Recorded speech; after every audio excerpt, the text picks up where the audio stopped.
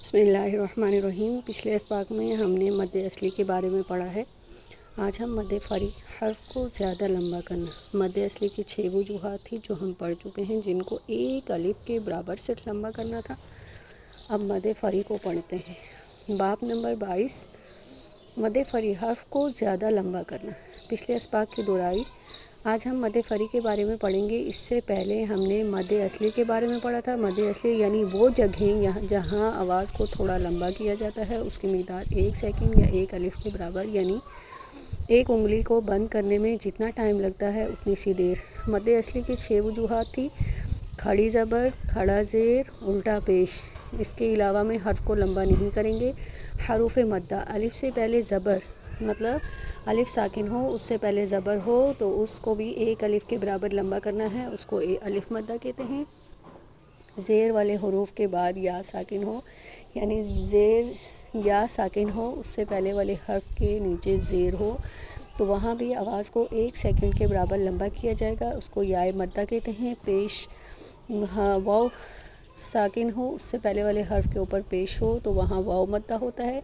اب مد فری کو پڑھتے ہیں۔ مد فری وہ ہے جو مد اصلی کے علاوہ کسی وجہ سے پیدا ہو جائے۔ مثال کے طور پر اگر مد اصلی کے بعد کوئی ایسا سبب آ جائے جس سے کوئی مد پیدا ہو رہی ہو تو وہ مد فری ہوگی۔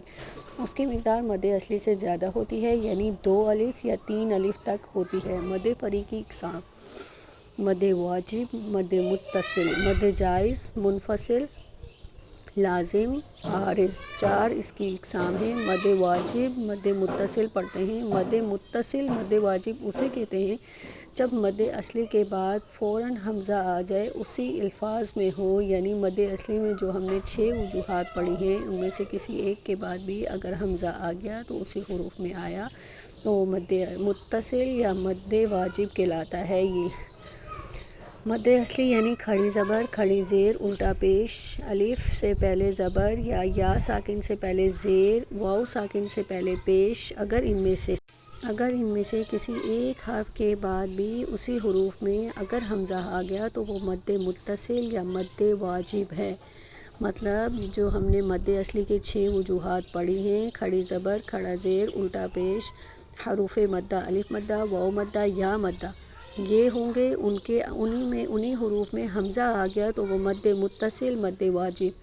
جیسے جا، یہاں جیم کے اوپر زبر ہے اور الف کے اوپر مد آئی ہے، یعنی الف مدہ اس بولتے ہیں، یہاں پر مد آ گئی ہے تو یہ مد فری ہو، مد متصل واجب ہو گئی۔ اس مد کی وجہ یہ ہے کہ جا کے فوراً بعد حمزہ آ گیا ہے۔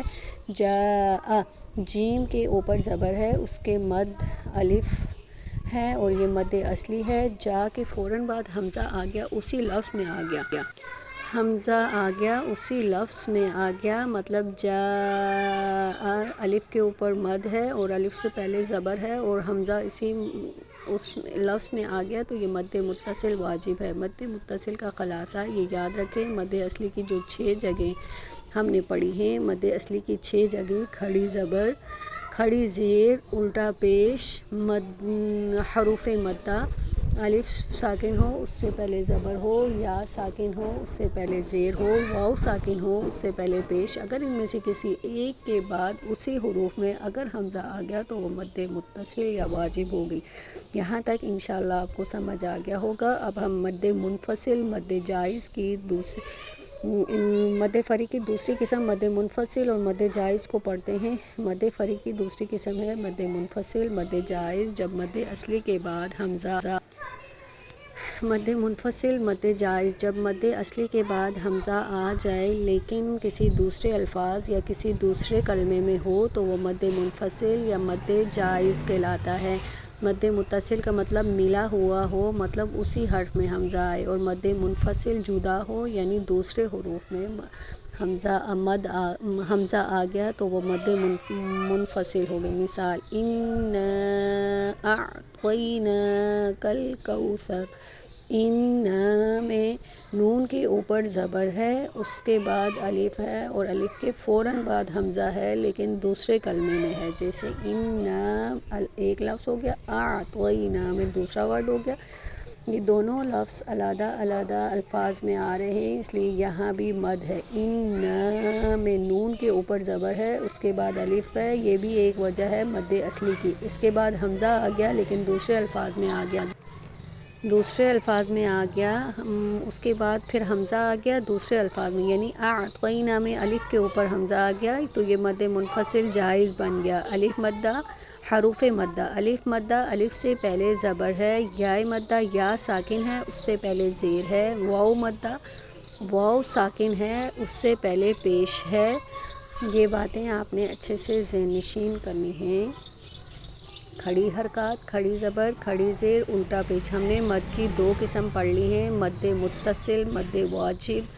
مد متصل وہ مد ہے اگر حروف مدہ یا کھڑی حرکات کے بعد حمزہ اسی الفاظ میں آ جائے تو اسے مد متصل یا واجب کہتے ہیں۔ مد منفصل، مد جائز وہ ہے جب حروف مدہ یا کھڑی حرکات کے بعد حمزہ آ جائے لیکن دوسرے الفاظ میں اسے مد منفصل یا مد جائز کہتے ہیں۔ اب ہم نے مد متصل اور مد منفصل کو کھینچنے کی مقدار، ان کی مقدار یہ ہے کہ 2 الف، 3 الف یا 4 الف تک ان کی آواز کو لمبا کر سکتے ہیں۔ مد متصل کو لمبا کرنا ضروری ہے، مد منفصل کو لمبا کرنا جائز ہے پر اتنا ضروری نہیں۔ عرب کے علماء مد منفصل کو اتنا نہیں کھینچتے تھے۔ خلاصہ آج کے سبق میں ہم نے مد منفصل اور مد متصل میں مد کا پہلا سبب حمزہ پڑھا ہے جو کہ آپ کو سمجھ آ گیا ہوگا انشاءاللہ۔